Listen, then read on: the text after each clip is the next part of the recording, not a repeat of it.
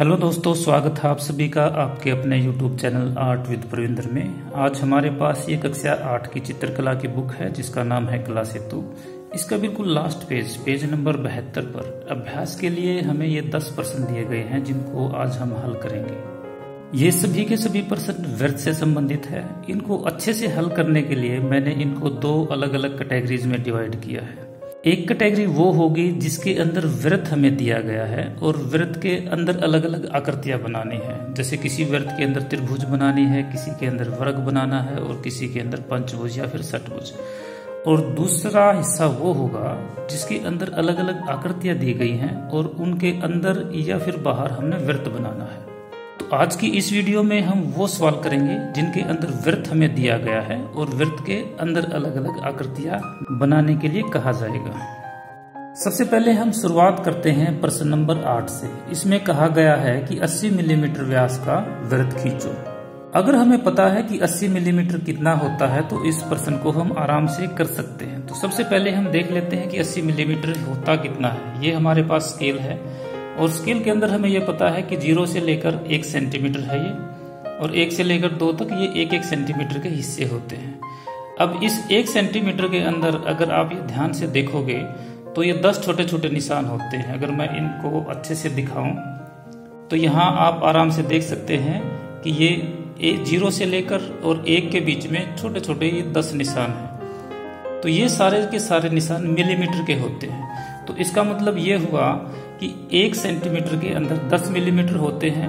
और क्योंकि यहाँ पर 80 मिलीमीटर हमें कहा गया है तो 80 मिलीमीटर का मतलब हुआ 8 सेंटीमीटर। अब ये जो 80 मिलीमीटर है ये व्यास है। इसका मतलब ये होगा कि त्रिज्या होगी हमारी 4 सेंटीमीटर, यानी कि 4 सेंटीमीटर हमने प्रकार खोलना है और वृत्त खींच देना है। तो सबसे पहले हम प्रकार लेंगे, 4 सेंटीमीटर इसको खोल लेंगे कुछ इस तरह से, और 4 सेंटीमीटर प्रकार खोलने के बाद हम कागज के ऊपर एक वृत्त खींच देंगे। कहीं भी आप एक केंद्र ले सकते हो, उस केंद्र का नाम हम O रख देते हैं। इस O बिंदु पर प्रकार की नोक रखोगे और वृत्त खींच देना है कुछ इस तरह से। वृत्त खींचते वक्त ये ध्यान रखें कि प्रकार की नोक केंद्र बिंदु से ना हिले। तो इस प्रकार से ये क्वेश्चन नंबर 8 हमारा कंप्लीट हो चुका है। इसके बाद हम करेंगे क्वेश्चन नंबर 6 को। इसके अंदर ये कहता है कि 4 सेंटीमीटर त्रिज्या के वृत्त के 6 समान भाग करते हुए नियमित अंतर्गत षटभुज करें। अब इसमें कहा गया है कि जो वृत्त हमें दिया गया है वो 4 सेंटीमीटर त्रिज्या का है। यहाँ भी जो हमने वृत्त खींचा था वो 4 सेंटीमीटर त्रिज्या का ही था। यानी कि इस सवाल को करने के लिए जो बेसिक चीज हमें दी गई है वो कैसे बनाएंगे वो यहाँ पर हम कर चुके हैं। अब इस वृत्त के हमने 6 समान भाग करने हैं और 6 समान भाग करते हुए इसके अंदर हमने एक षटभुज बनानी है। अंतर्गत का मतलब होता है अंदर, और नियमित का मतलब होता है कि एक ऐसी षटभुज जिसकी सभी भुजाएं समान हो तो उसको नियमित षटभुज हम कहेंगे। अब आप देखिए कि ये वृत्त हम बना चुके हैं। अब इसके अंदर षटभुज कैसे बनेगा, बिल्कुल ही इजी है। ये अगर आप देखोगे तो इतना प्रकार खोलकर हमने ये वृत्त खींचा था जो कि 4 सेंटीमीटर त्रिज्या है। अब हमने करना ये है कि इस वृत्त की ये जो परिधि है, परिधि पर कहीं भी एक बिंदु आप मार्क कर लीजिए और जितना प्रकार खोलकर ये वृत्त हमने खींचा था यानी कि 4 सेंटीमीटर के बराबर, उतना ही प्रकार खुला रखते हुए इस बिंदु पर प्रकार रखकर इसको काटना शुरू कर दीजिए। एक बार इधर और एक बार इधर। अब आगे फिर ऐसा ही करेंगे, इस बिंदु पर रखकर फिर आगे काट देंगे और ऐसे ही इस बिंदु पर रखते हुए फिर आगे काट देंगे। उसके बाद अगले बिंदु पर प्रकार रखकर आगे फिर काट देंगे।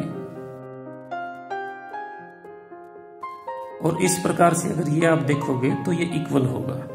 अगर आप इन हिस्सों को गिनोगे तो ये टोटल 6 होंगे, 1 2 3 4 5 और 6, और इन सभी को अगर हम मिला देंगे तो षटभुज हमारी बन जाएगी। तो इस प्रकार से क्वेश्चन नंबर 6 भी हमारा कंप्लीट हो जाएगा, जिसके अंदर 4 सेंटीमीटर त्रिज्या का हमने वृत्त खींचना था और उसके अंदर एक नियमित षटभुज बनानी थी। अब हम क्वेश्चन नंबर 5 देखेंगे। इसके अंदर है कि वृत्त के अंतर्गत समबाहु त्रिभुज बनाइए। इसके अंदर भी वृत्त हमें दिया गया है अंतर्गत का मतलब अंदर होता है, उसके अंदर हमने समबाहु त्रिभुज बनाने हैं। समबाहु त्रिभुज का मतलब हुआ, सम का मतलब समान और बाहु का मतलब भुजाएं। इसका मतलब हुआ कि एक ऐसी त्रिभुज जिसकी सभी भुजाएं समान हो, वो हमने वृत्त के अंदर बनाने हैं। तो ये भी बिल्कुल आसान प्रश्न है। अगर हम इस प्रश्न को सीख चुके हैं तो प्रश्न नंबर 5 भी बिल्कुल आराम से कर सकते हैं। ये प्रश्न नंबर 6 से किस प्रकार से अलग है, इसमें वृत्त कितना प्रकार खोलकर खींचा जाएगा ये हमें नहीं दिया गया। तो हम क्या करेंगे, कहीं भी एक बिंदु लेंगे, उसका नाम ओ रख देंगे, ये केंद्र है। इस पर प्रकार रखकर जितना चाहे उतना प्रकार खोलकर वृत्त खींच सकते हैं यहाँ पर। क्योंकि प्रश्न नंबर 6 में तो स्पेशल बताया गया था कि 4 सेंटीमीटर प्रकार खोलकर ही वृत्त खींचना है, और यहाँ पर ऐसा कुछ नहीं कहा गया। तो यहाँ पर प्रकार खोलना हमारी इच्छा पर निर्भर है, हम जितना चाहे उतना प्रकार खोलकर वृत्त खींच सकते हैं। ध्यान वही रखना है कि प्रकार अपने केंद्र से हिलना नहीं चाहिए। अब वही काम करेंगे जो प्रश्न नंबर 6 में हमने किया था। कहीं भी एक बिंदु लेंगे, वहां पर प्रकार रखकर हम इसको 6 बार काटेंगे। 6 बार अगर हम काटते हैं तो इसके 6 भाग हो जाएंगे। अब हमने बनानी है इसके अंदर त्रिभुज, तो 6 भाग हमने क्यों किए, बात ये आती है। अब हम क्या करेंगे, ये जो हमने 6 भाग किए हैं, ये 6 के 6 समान भाग हैं। इनमें से 3 को छोड़ देंगे और 3 को रख लेंगे। जैसे ये ए है, ये बी है, इसको हम बीच में छोड़ देंगे। इसके बाद इसको छोड़ते हुए इसका नाम रख देंगे सी, और हम इन 3 हिस्सों को मिलाएंगे तो त्रिभुज बन जाएगी।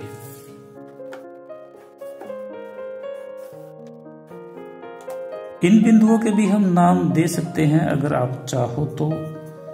इस प्रकार से आप देख सकते हैं कि ये बिल्कुल इजी क्वेश्चन है, आराम से इनको कर सकते हैं। तीनों क्वेश्चन जो अब तक हमने किए हैं वो एक दूसरे से रिलेटेड हैं।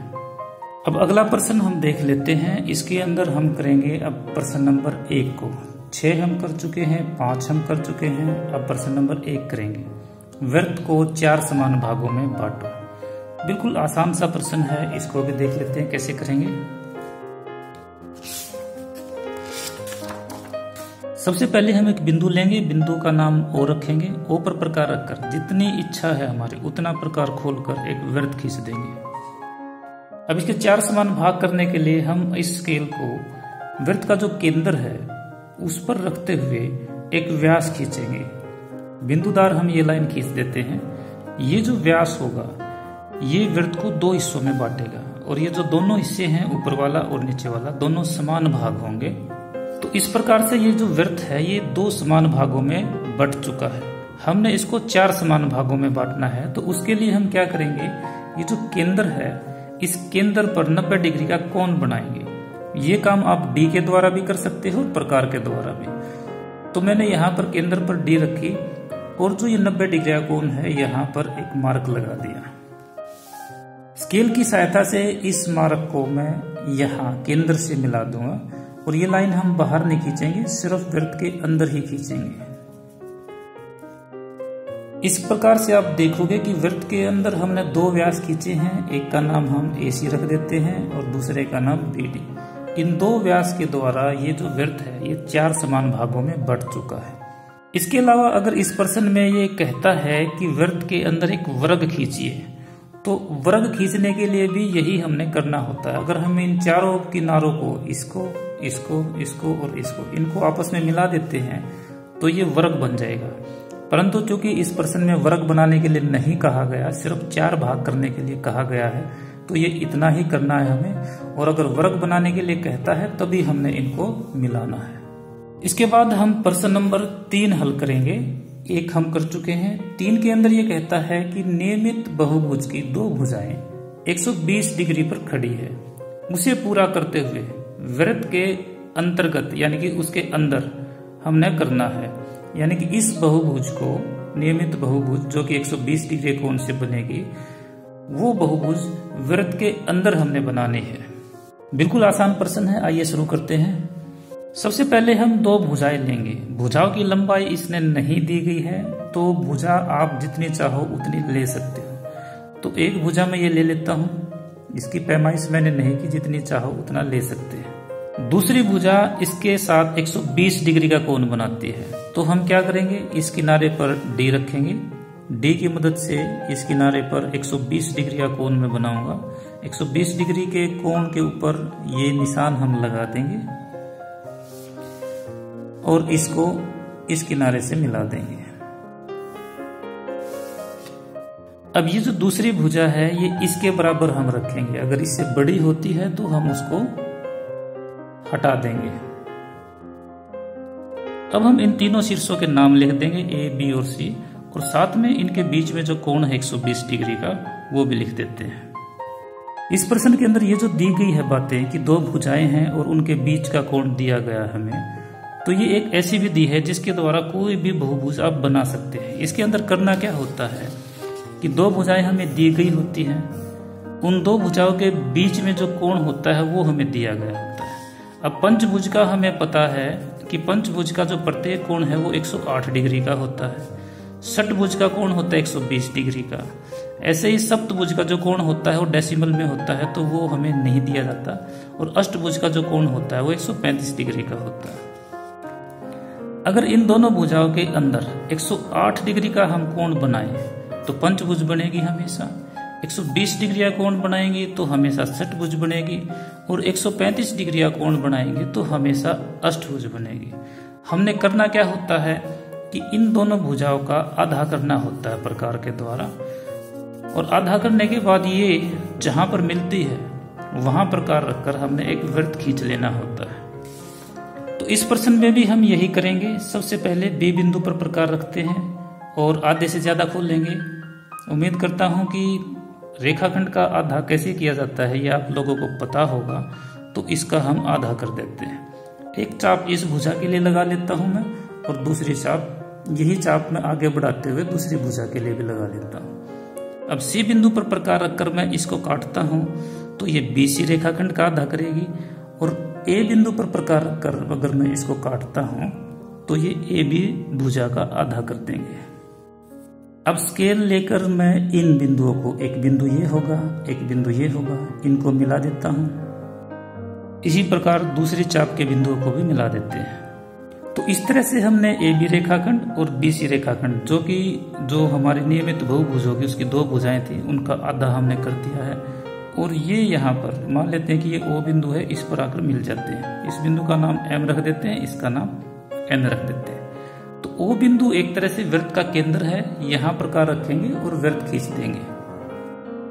अब ओ बिंदु को केंद्र मानते हुए हम ओ बिंदु पर प्रकार रखेंगे और उसको ए, बी या सी किसी भी शीर्ष बिंदु तक खोलकर हम इसके चारों तरफ एक वृत्त खींच देंगे। वृत्त खींचने के बाद हमने जितना प्रकार खोलकर ये वृत्त खींचा है ये उतना ही खुला रखेंगे। ये एक्चुअली इस भुजा के बराबर ही खुला हुआ है, और इसको काटना शुरू करेंगे। तो जैसे कि पहले वाले सवालों में ये 6 भाग हुए थे, वैसे ही यहाँ भी 6 समान भाग हो जाएंगे। आप देख सकते हैं कि लास्ट वाला भाग भी इक्वल ही आएगा। अब हम इनको आपस में मिला देंगे, इस प्रकार से षटभुज बन जाएगी। और मिलाने के बाद हम सभी शीर्षों के अलग अलग नाम लिख देंगे। अगर इस प्रश्न में हम 120 डिग्री का कोण ना बनाकर 108 डिग्री का कोण बनाते और फिर वैसे ही दोनों भुजाओं का आधा करके वृत्त खींचते और इस भुजा के बराबर काटते तो ये पंचभुज बनने थी। और अगर यहाँ पर 135 डिग्री का कोण बनाकर हम यही प्रक्रिया अपनाते तो अष्टभुज बनते। आज की वीडियो में इतना ही। अगर आपको वीडियो पसंद आई है तो वीडियो को लाइक जरूर करें। अगली वीडियो में जल्द ही फिर मिलेंगे, तब तक के लिए धन्यवाद।